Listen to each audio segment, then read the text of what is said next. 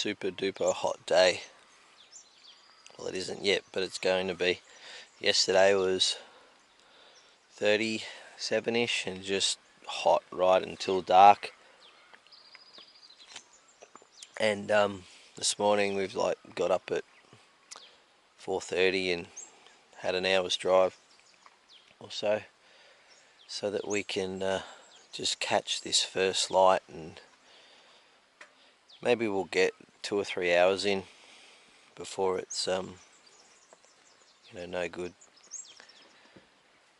So fallow deer on the menu again. It's a favourite for summer. Bit hard up in those mountains on the Sambar over summer, but you get away with it here on the fallow deer if it's a bit hot. So Jason's with me again, good mate, nice to be here with him. He's got the rifle handy. I've got the recurve. I'm just going to sit in tight. Some of the tight country might split up a little bit. I'll play my cards out that way.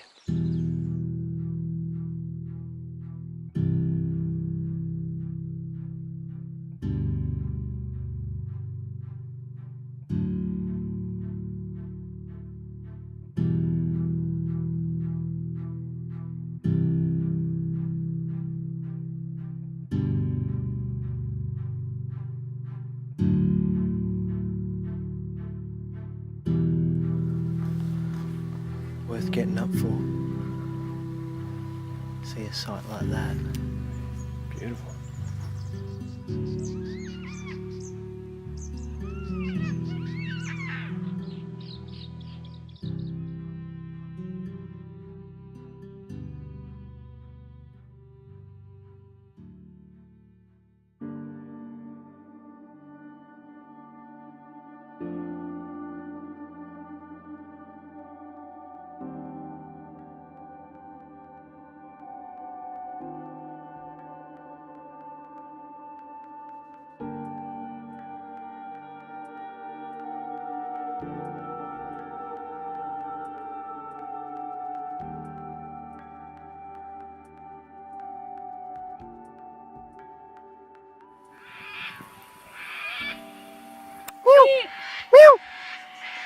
Take him in.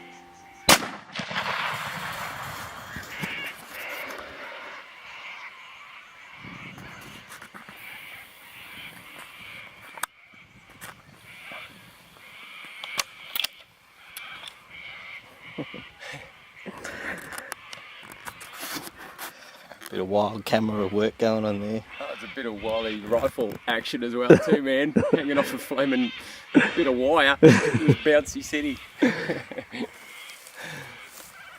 Well, we've got our buck.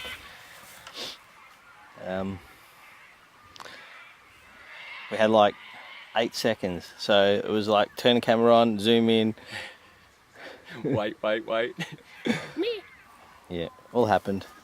So that's a nice outcome. Sorry we couldn't get it on film for you better, but let's go see what's going on. He's dropped straight away, so got to make sure that he's dead and buried and it's not just a spine shot. So we'll go have a look. So as it turned out, it was a doe. You wouldn't have picked it from back there, such a big bodied, like it looked fairly big bodied, but she's dry. So lots of fawns about at the moment, but she's as dry, so that's why she's so fat. Yep. She's as fat as mud, and really that's what we're looking for. So the only reason we were chasing bucks was so that we wouldn't leave an orphan anywhere. But the deer dropped on the spot. The shot was just high, so it took out the spine, so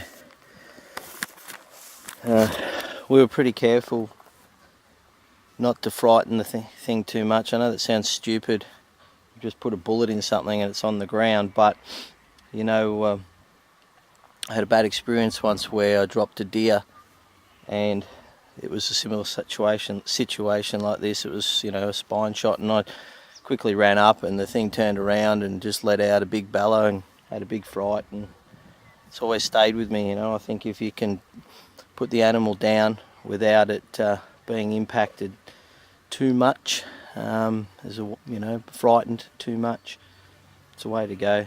like I said, sounds stupid. You've already put a bullet in an animal, but you know, ethics are ethics. I think it's good practice to always have that in mind. Well, I'll tell you a little bit about how this all happened. We were getting a little bit not downhearted, but just thinking that the show was over. Day's pushing on a little bit, and everything seemed to be heading for the scrub real early this morning. So most of the deer we saw, we couldn't get on camera because they were just, you know, nearly hopping into the bush. It was like we had a window of 5 seconds and they were gone. We even set the tripod up once to get a doe and her fawn walking back into the bush, and she was just on a mission to get in there. So whether this hot weather's playing a part, like it's going to be very hot today, whether they know that and they're just going to get in and find a shady spot nice and early, or even Jason was saying that it was hot last night, like nearly 30 degrees. Maybe that's it. I don't know. It's 28 on the drive in. Yeah, so it was 28 coming up, so who knows. Anyway, this one presented itself.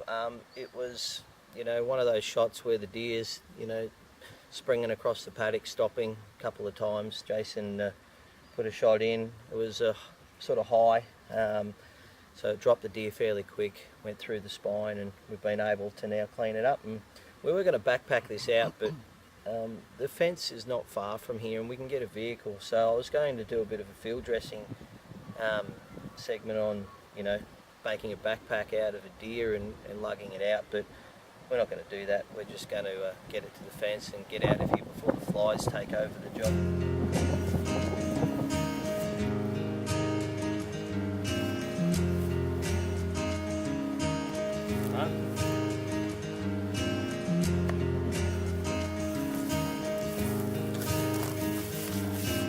So, just using some sewn up pillowcases with a couple of tie-offs on them.